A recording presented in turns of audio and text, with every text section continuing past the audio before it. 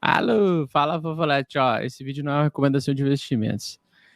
Fala Fofas, um excelente domingo de aniversário de namoro a todos. Espero que vocês tenham curtido bastante suas patroas, assim como eu curti hoje também. Mas agora é o momento de falar de economia, falar de criptomoedas, falar de Bitcoin, a moeda da praia, e o fundo do Bitcoin.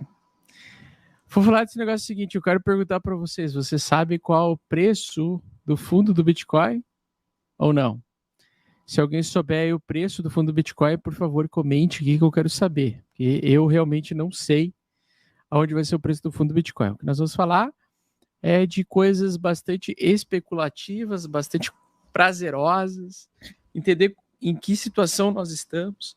Ó, o Moisés falou aqui, ó, peraí, Moisés, aí da época de Cristo, 10K. O pedreiro Mor chutando aqui 17 mil dólares, o rei Pincel, o cara que mais pinta como eu com meu pinto, é o rei do pincel, 12 mil dólares. O fundo é 14 mil dólares aqui para o tio Benilton, Davi da Silva. O Tavi falou assim, não sei. O Thales Santos falando 25 mil dólares vai ser o fundo do BTC. O Fabrício Leite falou 20 mil dólares. Lucas Barreto, Eco, né? Lucas Barreto, 20 mil. Gustavo, 23 mil. O Hugo Cruz falou assim, vamos saber em 2025. O Hugo Cruz está certo, os outros estão realmente chutando aí, mas em 2025 com certeza nós vamos saber onde é o fundo do BTC. Tá?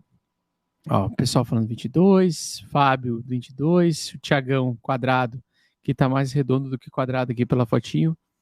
O Thiago Quadradão tá com 23K também, chutando 23K. A doutora Luciane Santos, 18. O pessoal tá chutando gostoso aqui, né? 18, 20. Cara, eu acho que bate topo histórico de volta. Pois é, gente, vamos falar sobre isso.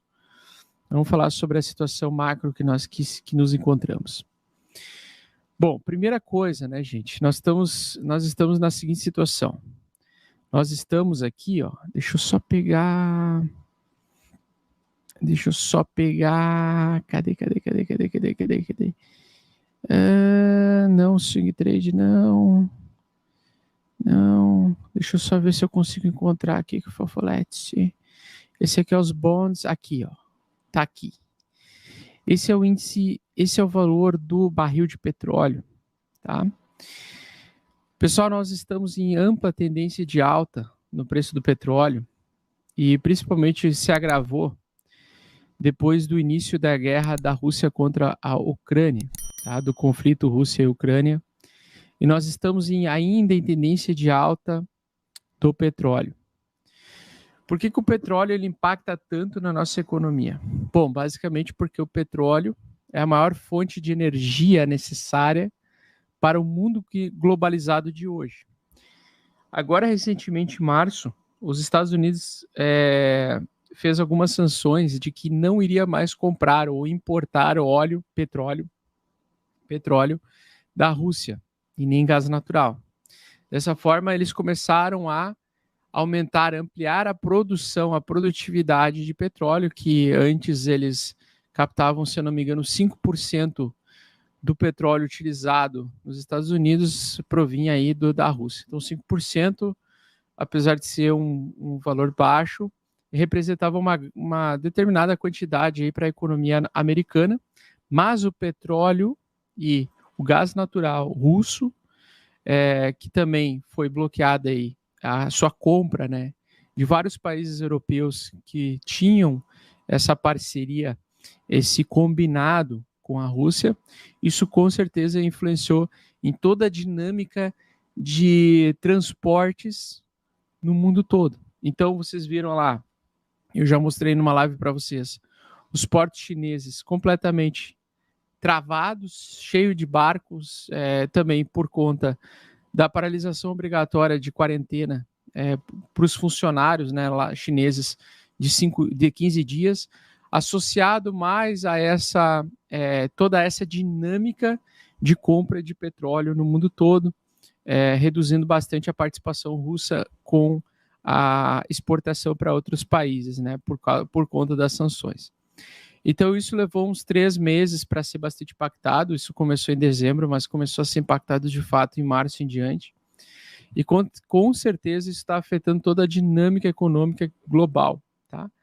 Então, pessoal, basicamente o que nós temos que ver é o que nós devemos acompanhar para isso se refletir nos mercados voláteis e não somente no mercado cripto em si, não especificamente apenas para o mercado cripto, é a relação dessa principal commodity hoje do mundo, é a commodity mais necessária hoje do mundo, é o petróleo, para que ele atinja um nível, um patamar de valor, onde ele consiga produzir um topo duplo.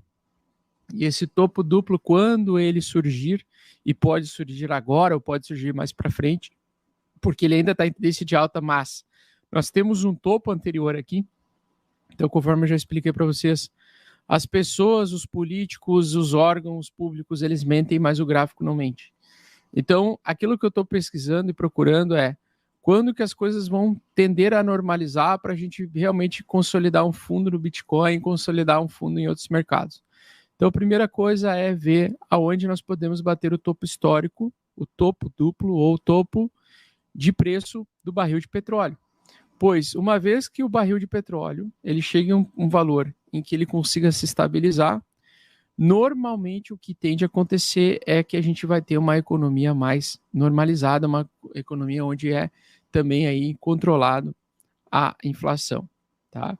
Porque atualmente, fora toda a dinâmica do Covid, todos os problemas que vieram com o Covid, toda a impressão de dinheiro, o afrouxamento quantitativo, e toda essa relação que nós estamos do Federal Reserve, dele estar entre a cruz e a espada, onde ele não pode mais utilizar o recurso de quantitative easing, o afrouxamento quantitativo, né, que é a injeção de dólares, impressão de dólares no mercado, ao mesmo tempo ele não vai poder elevar a taxa de juros do infinito, porque senão isso ele pode provocar uma recessão global com um impacto nunca antes visto na história. Então a gente vê, por exemplo, que nem o Brasil, né, tentando pagar aí uma taxa Selic elevadíssima de 13,5, daqui a pouco vai estar 14, daqui a pouco talvez 15, para tentar atrair o maior número possível de investidores externos para investir no Brasil, ou comprar commodities agrícolas, ou comprar os recursos aqui, tá? Então nós estamos todo com essa dinâmica e tudo isso se resume basicamente em duas coisas: a elevação da taxa de juros, a 3 coisas, aliás: a elevação da taxa de juros, o preço do petróleo e também o apertamento quantitativo. São 3 coisas que nós estamos vivendo que influenciam diretamente o preço dos mercados voláteis. Pois os Estados Unidos pagando ou prometendo uma taxa de juros elevada, ou seja, pagando uma taxa de 2% ou mais da dívida soberana, ela atrai investidores do mundo todo. O cara aquele que é bilionário, o cara ali que é os caras, né, que são responsáveis aí por fundos de investimentos como a BlackRock ou como o banco JP Morgan Chase, eles vão ter interesse em colocar bilhões de dinheiros de clientes que estão sob a custódia deles. Ao invés de colocar no mercado volátil, no mercado mais de risco, eles vão tirar esses 2 bilhões e vamos colocar $1 trilhão em comprar dívida soberana americana, que vai nos dar um retorno aí de 3, 4 anos, pagando 2% anualizado, que basicamente é o que nossos robozinhos quantitativos estão tentando todos os anos, né? Então, basicamente, nós vemos essa migração e esse esfriamento econômico acontecendo por conta de todos esses fatores. Então, um gráfico que é muito interessante da gente acompanhar e que eu estou passando a acompanhar é o gráfico do petróleo. Por quê? Porque para mim importa quando o petróleo vai atingir a sua alta histórica. Uma vez que o petróleo terminar, encerrar de produzir topos e fundos ascendentes, isso representará que a economia vai entrar dentro de um contexto de mais normalidade. E seria também o suficiente para nos responder algumas dúvidas. O que acontecerá com aqueles que produzirão petróleo para ou encontrarão fontes alternativas de energia ao petróleo nos próximos 4, 5 anos, né? O que isso tudo vai afetar? Então, com certeza, nós estamos vivendo uma coisa muito inédita no mundo, é uma coisa muito interessante que está acontecendo, E, cara, com certeza em algum momento nós vamos bater esse topo do petróleo. Então, esse seria um dos indicativos para que o nosso querido S&P 500 consiga ter um alto nível de volatilidade, e geralmente quando ele bate picos de volatilidade, o S&P 500, quando ele atinge um pico de volatilidade, ele atinge um fundo. Então, por exemplo, na sexta-feira, pessoal, a gente viu o preço do S&P 500, dos ativos das 500 maiores empresas dos Estados Unidos, perdendo bastante valor, né? Não conseguindo romper uma região de retração de Fibonacci, onde quando a gente precisa que ele altere, né, a tendência, é quando os ativos começam a entrar em uma tendência de alta. Se a gente pegar aqui, eu vou colocar o setup aqui da média de 8, que ele facilita bastante a minha vida aqui.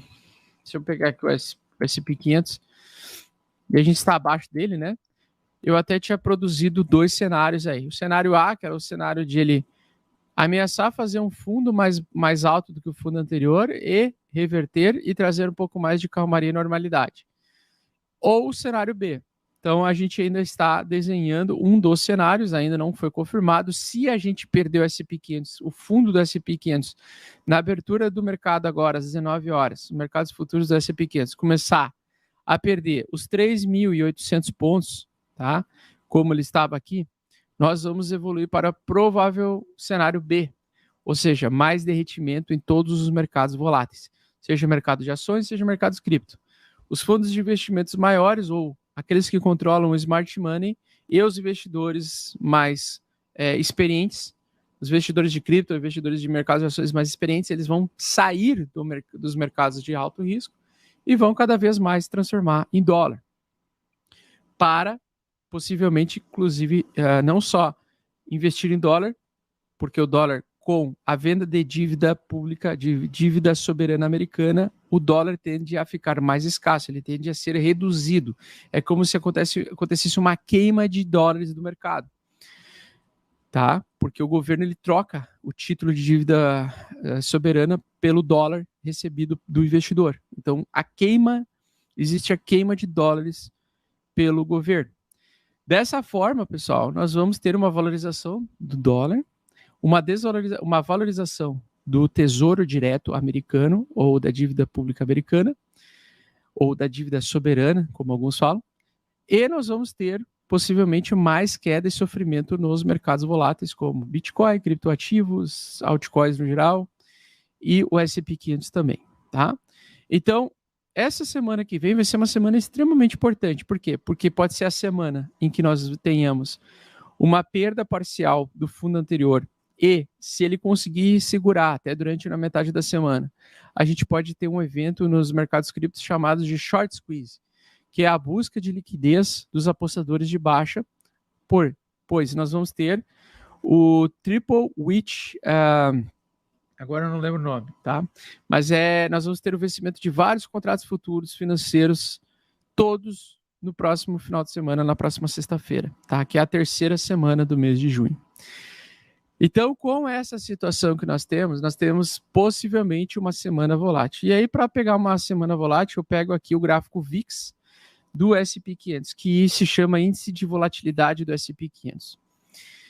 Enquanto nós estamos com o S&P 500 derretendo ou perdendo valor, e ele ainda não encontrou um fundo, ele precisa confirmar o fundo através de um fundo duplo se formando, nós temos a possibilidade dessa semana ter um aumento da volatilidade de novo, tá? Então nós estamos com a volatilidade bem abaixo agora no mês de abril e no ano passado, né? A volatilidade ela estava no nível bem concentrado. Nesse ano a volatilidade aumentou, tá? Mas ela ainda não teve um pico de volatilidade. E geralmente quando a gente encontra um fundo no S&P 500, um fundo verdadeiro no S&P 500, é quando nós temos um pico de volatilidade, tal como aconteceu aqui no Covidão, tá? No pós-Covidão, uma semana depois, nós tivemos então o pico de volatilidade do S&P 500. Então, se a gente encontrar uma queda com um pico de volatilidade fora do normal no S&P 500, provavelmente nós vamos encontrar o fundo não só do S&P 500, como o fundo dos mercados voláteis e o mercado de cripto em si também, tá? Então, o que eu estou atento agora nessa terceira semana do mês de junho, é encontrar a possibilidade da gente formar um fundo possível com o petróleo batendo um topo em um famoso bull trap, né, que seria muito positivo, e ao mesmo tempo, em gráfico, evidenciar aquilo que a gente espera, que é o controle da inflação, que está completamente descontrolado. Eu quero saber de vocês se vocês acham que a inflação vai continuar descontrolada ou não. Enfim, com inflação descontrolada, um possível risco de recessão, as pessoas elas vão correr para dólar, elas vão tentar armazenar dólar o máximo possível para conseguir lidar com uma possível recessão.